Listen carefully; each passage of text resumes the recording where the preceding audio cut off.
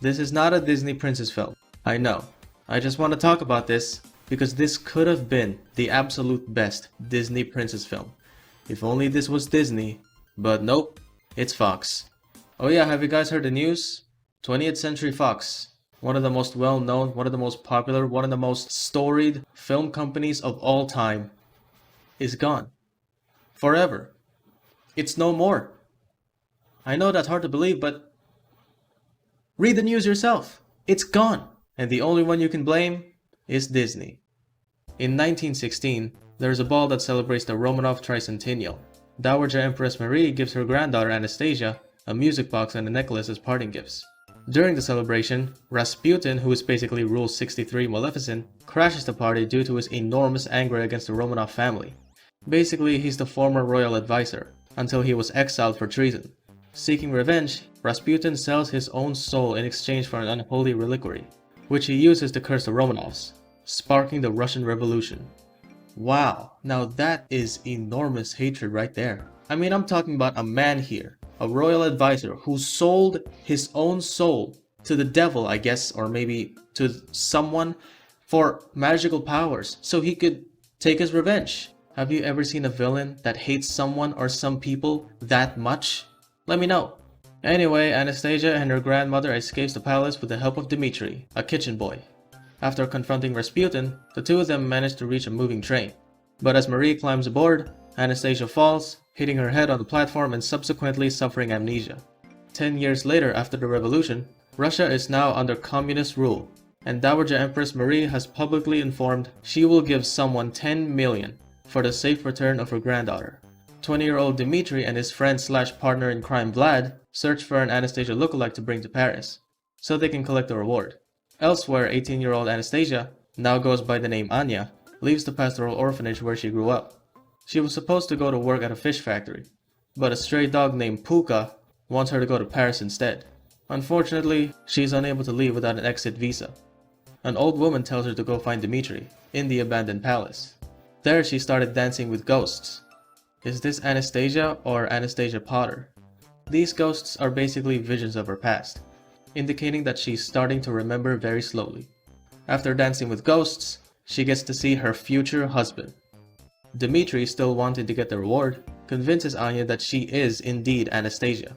Anya believes him due to the fact that she is desperate to know more about her past. So Anya, Vlad, and Dmitri board a train headed to Paris, but end up having to hide in the baggage car, when their passport's coloration is overheard to not match the proper color.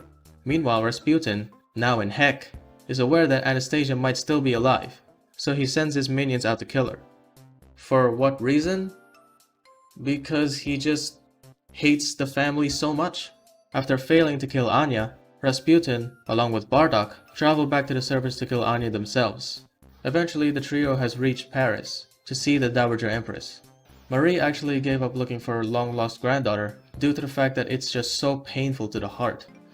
I mean, come on, if you really love someone, how about you just let her go? Despite this, Marie's cousin Sophie quizzes Anya to confirm her identity. Though Anya offers every answer taught to her, Dmitri finally realizes she is in fact the real Anastasia, when she vaguely says that a little boy opened a hidden door in the wall. Dmitri distinctly remembers that he is the boy who opened the hidden door in the wall. After shopping for clothes and dresses, they attend the Russian ballet to meet the Dowager Empress Marie. There, Dmitri tries to establish an introduction, but Marie refuses, having already heard of Dmitri's initial scheme to con her. Anya overhears the conversation and leaves. Dmitri later abducts Marie in her car to force her to see Anya, finally convincing her when he presents the music box, which Anastasia dropped during their escape. As Marie and Anya finally converse, Marie realizes that Anya is indeed Anastasia, and the two are joyfully reunited. Dmitri, you're the man. The next day, Marie offers Dmitri his reward money for finding her real long-lost granddaughter. But knowing that they're finally reunited together, he refuses but appreciates the reward. Dmitri leaves and returns to Russia. Later that evening, Anastasia and Marie celebrate their reunition together. After Marie tells her that Dmitri didn't take the money, she is torn between wanting to leave or be with Dmitri. Meanwhile, Puka suddenly runs off. Anastasia chases him to the Pont Alexander III, where she is trapped and attacked by Rasputin. Rasputin! Rasputin! Dmitri returns to save her, but is soon injured and knocked unconscious. In the struggle, Anastasia manages to get a hold of Rasputin's reliquary and crushes it under her foot, avenging her family as Rasputin disintegrates and dies. For real. In the aftermath, Anastasia and Dmitri reconcile. They elope, and Anastasia sends a farewell letter to Marie and Sophie, promising to return one day. Anastasia and Dmitri kissed, and they lived happily ever after.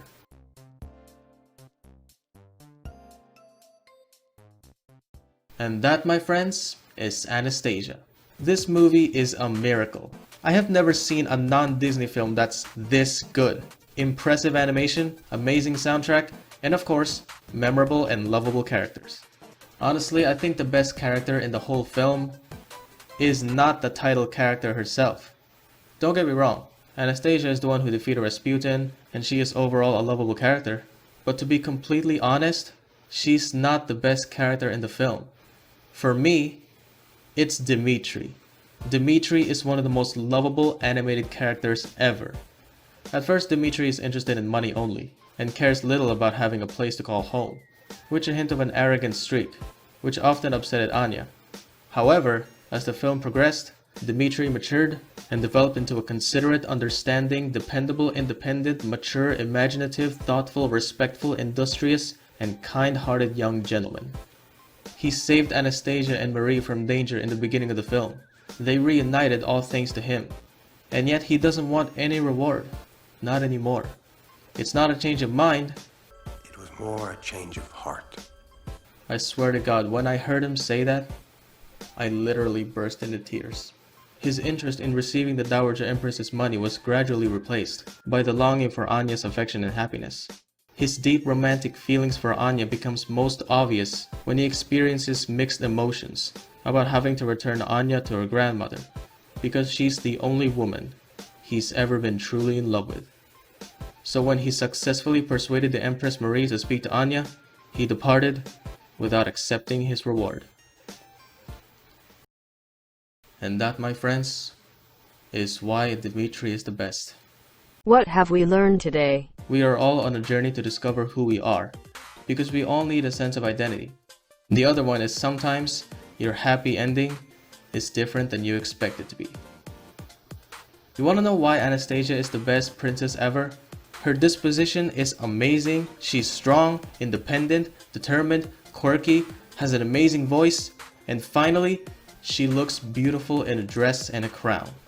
I have never seen a Disney princess that has a disposition that's this good. Despite the fact that this movie is historically inaccurate, I still think it's a masterpiece. Anastasia may not be the best Disney princess, cause she's not even a part of Disney, but she is without a doubt the best animated princess of all time. Anastasia gets a 10 out of 10.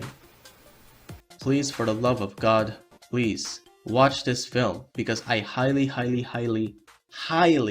recommend it. Thank you guys so much for all the support and see you next time.